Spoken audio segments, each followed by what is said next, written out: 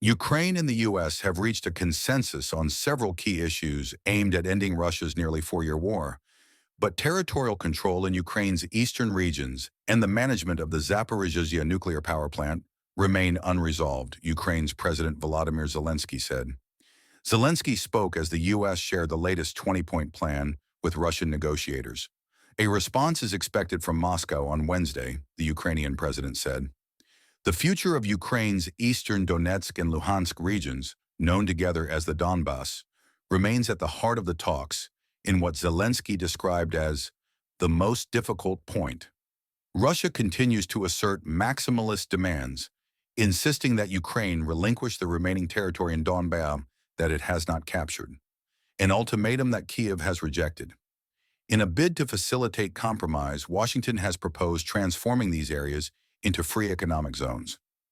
Ukraine is demanding the demilitarization of the area and the presence of an international force to ensure stability, Zelenskyy told journalists in a briefing.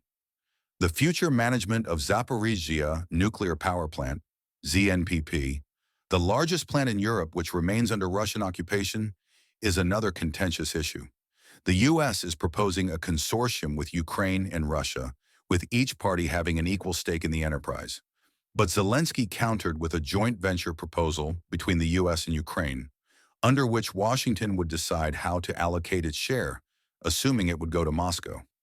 We did not reach a consensus with the American side on the territory of the Donetsk region and on the ZNPP, Zelenskyy said, but we have significantly brought most of the positions closer together.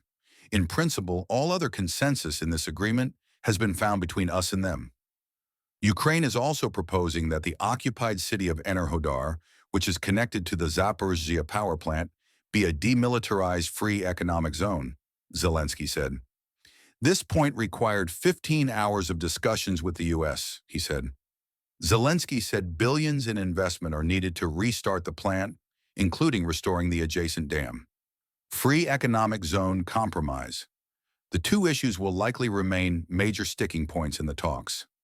Zelenskyy said, "We're in a situation where the Russians want us to leave the Donetsk region, and the Americans are trying to find a way so that it is not a way out, because we are against leaving.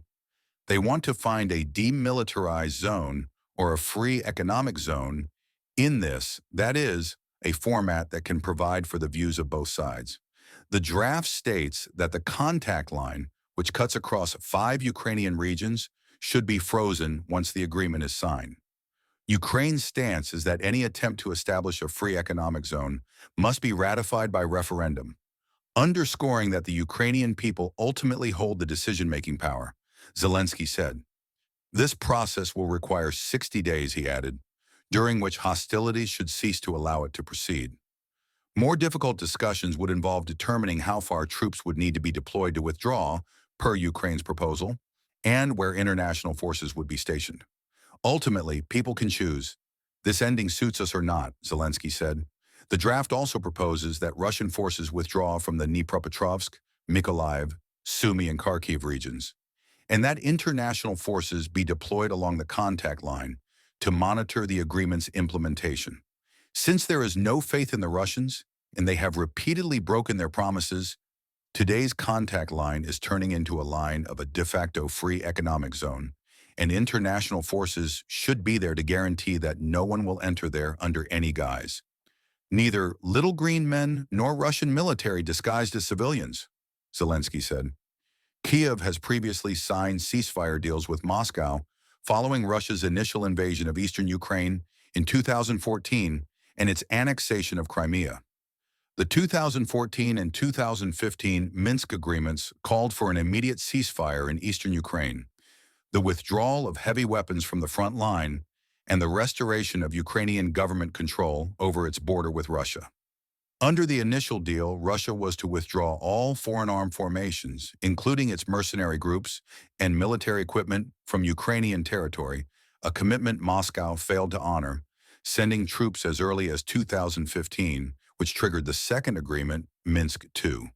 The two agreements collapsed before Russia's full-scale invasion in February 2022. Thank you for watching. See you soon.